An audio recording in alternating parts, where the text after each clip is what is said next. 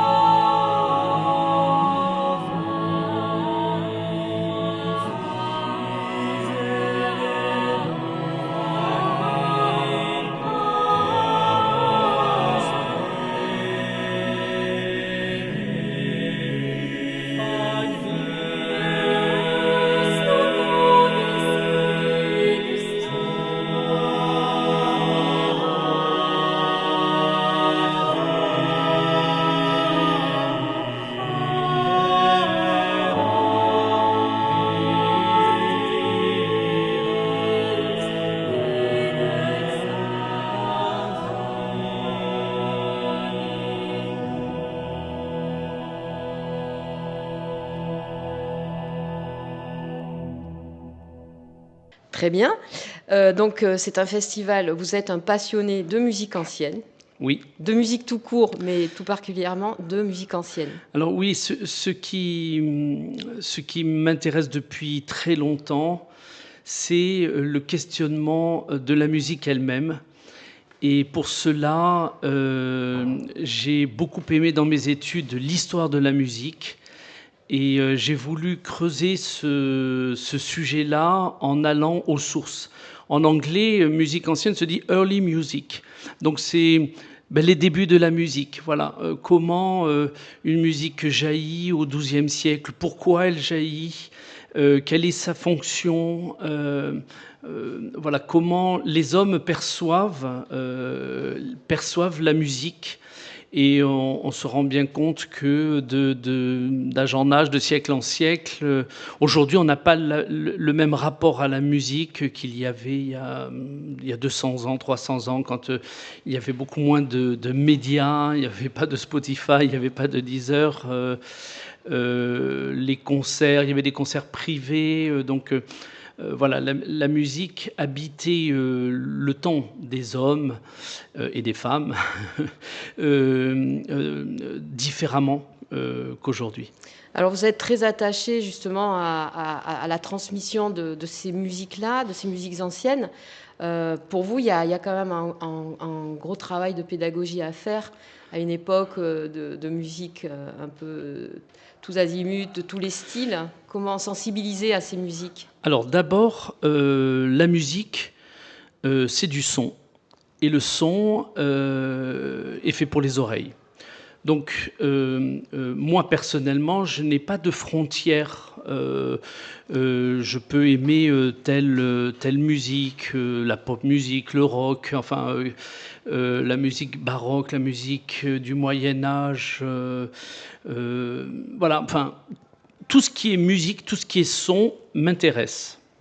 Mais j'ai focalisé mon métier sur justement sur ce questionnement dont je vous ai parlé, sur ce questionnement au sujet de la musique.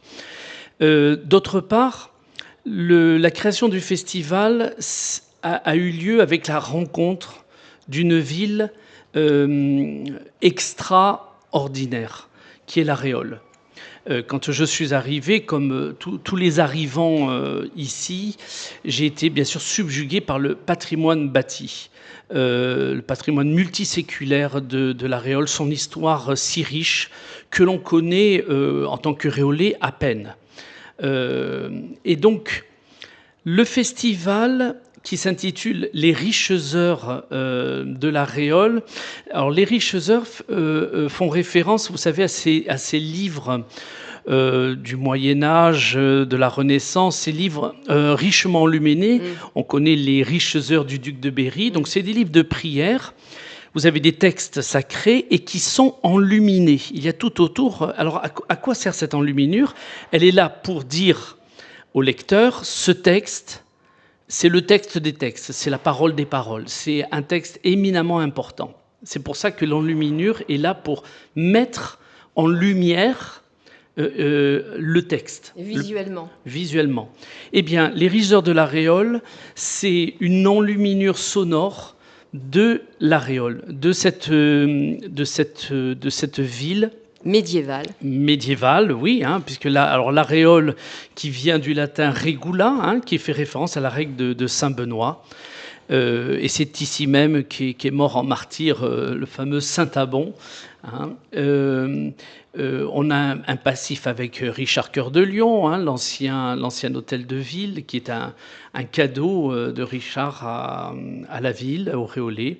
Bon, et ainsi de suite. Donc, toutes les rues sont chargées d'histoire. Et le festival est là pour mettre en lumière la ville. Mais c'est certain que de toute façon, La Réole, c'est la ville idéale pour un tel événement. En fait, il y a une corrélation. Alors, oui, et en fait, elle met en lumière la ville, le festival, et elle met en lumière ce grand fond musical de la musique ancienne, donc depuis le 8e siècle jusqu'à la fin du 18e siècle, donc c'est très large. Ce n'est pas que la musique baroque, c'est pour ça que le festival c'est un festival de musiques anciennes avec un S. Pourquoi? Parce qu'il y a pluralité de temps, pluralité de lieux, de pays, de sources. C'est pour ça que je l'ai mis au pluriel. Et le festival a été créé aussi et surtout pour le grand public, parce que je veux lui partager toutes les richesses, tous les trésors que je découvre dans ma propre vie de musicien, mais aussi lui partager tous ces merveilleux passeurs de musique que sont les interprètes que nous invitons et qui sont sur les grandes scènes internationales et qui ne viennent très peu dans ce coin, dans ce beau coin de La Réole et de l'Entre-deux-Mers en ruralité. Voilà, c'est rapprocher en fait ce grand public rural de la grande musique. Merci Jean-Christophe pour la présentation de cette première partie. On se retrouve tout de suite. Nous sommes de retour avec Jean-Christophe Candeau, directeur du Festival de musiques anciennes, Les Riches Heures de La Réole. Le thème de cette 17e édition sont les passions. Est-ce que vous pouvez nous expliquer en quoi ça consiste, pourquoi le choix de ce thème? Alors, le thème des passions évoque bien sûr tout ce tumulte intérieur, notamment dans la région du cœur. Comment la musique exprime les sentiments de passion. Alors la musique, c'est un langage. Et c'est un langage, les auteurs anciens diront que c'est un langage supérieur, car les mots, eux, sont définis. Et des fois, ils sont trop pauvres pour exprimer tel ou tel sentiment qui nous traverse. Vous voyez, par exemple, quand on parle de la joie, tressaillir de joie, qu'est-ce que ça veut dire, tressaillir de joie, de voir quelqu'un dont tout le corps tremble de joie, hein, donc il y a des mots pour exprimer, mais ils sont trop faibles. Et la musique, dans la vie des hommes, elle vient un peu au secours de ce manque pour exprimer davantage ce sentiment. Et là, cette année, on parle des passions. On a un concert avec les surprises autour de la famille de Bach. Et quand on parle de Bach, on pense aux passions de Bach. Alors, le festival ne va pas donner les passions de Bach, mais c'est pour reprendre ce mot. Pourquoi la passion, on parle de la passion du Christ, ce récit de la mort du Christ? Eh bien parce que il est dit que Dieu a tellement aimé le monde, hein, les évangiles disent ça, Dieu a tellement qu'il a donné son Fils. Voilà. Donc cette passion, c'est des choses qui vont au-delà de la raison. Et donc, comment la musique exprime tout ce qui va au-delà de la raison? Eh bien, nous pourrons entendre Vivaldi, Monteverdi, Bach, Niver, et sur tous les continents, sur l'Espagne, même l'Amérique latine. Voilà, un peu comment les hommes expriment en musique les passions. Alors, ce festival s'étale sur 3 jours, les 26, 27 et 28 septembre. Donc, c'est une riche programmation, hein, Oui. des riches heures de l'Aréole. Est-ce que vous pouvez nous décliner le programme de ces 3 jours? Alors, oui, malheureusement, on voudrait que ça dure un mois pour pouvoir donner toute l'échelle des passions en musique. Donc là, nous avons 3 jours. Ça va être 3 jours très concentrés. Et ils vont commencer le vendredi soir par... alors, ce ne sera pas un concert, ce n'est pas un concert, c'est une répétition publique. L'idée, c'était de faire entrer le public dans l'atelier, comme on peut rentrer dans l'atelier d'un menuisier ou d'un ébéniste ou d'un sculpteur, et de voir comment un ensemble professionnel travaille la matière du son, voilà, qui va être ensuite donné en concert. Et alors, ce ne sera pas qu'une répétition publique, puisque à un moment donné, je vais inviter le public à rentrer véritablement dans le son et à participer avec nous au chant, notamment un faux bourdon que nous allons apprendre avec tous ceux qui seront là. Alors, on n'a pas besoin d'être musicien ou chanteur, ils seront accompagnés des chanteurs, mais pour leur faire, pour leur faire expérimenter ce que c'est que d'ouvrir sa bouche et d'émettre un son avec sa bouche, et comment dire un texte avec des sons. Et en plus, il y aura l'orgue qui va jouer, et ce sera un dialogue entre le public Vox Cantoris et l'orgue. Et tout cela sera expliqué. Donc, c'est un moment rare que nous offrons au public. Que vous allez faire chanter, donc. Que nous allons faire chanter. Très bien. Alors, donc nous avons invité cette année de jeunes ensembles. Alors, quand on dit jeunes ensembles, ils ne sont pas nés d'hier. Ils ont été formés par des artistes qui ont déjà une carrière derrière eux. Mais donc l'ensemble La Sensible, dirigé par Elena Bregard, l'ensemble La Palatine, dirigé par Marie Théolaire. Et ce sont 2 artistes que je connais bien et qui ont fondé leur ensemble et qui sont qui sont en ce moment même en train de jouer un peu partout. Ils ont joué notamment à Saintes, à Ambronay. Donc c'est une chance de pouvoir les avoir ici à La Réole. Et de voir comment ces jeunes ensembles constitués sont pleins de fougue, pleins d'énergie, pleins d'enthousiasme.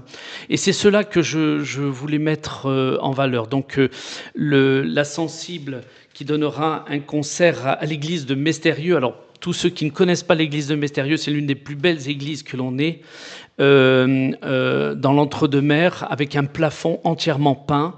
Donc c'est une église, vous voyez, je reviens sur les riches heures, l'enluminure, voilà, pourquoi nous programmons dans un petit village, on va dire paumé de l'Entre-deux-Mers que personne ne connaît, d'amener du public nombreux à Mestérieux. Donc ce concert aura lieu à 17h30 à l'église de Mestérieux.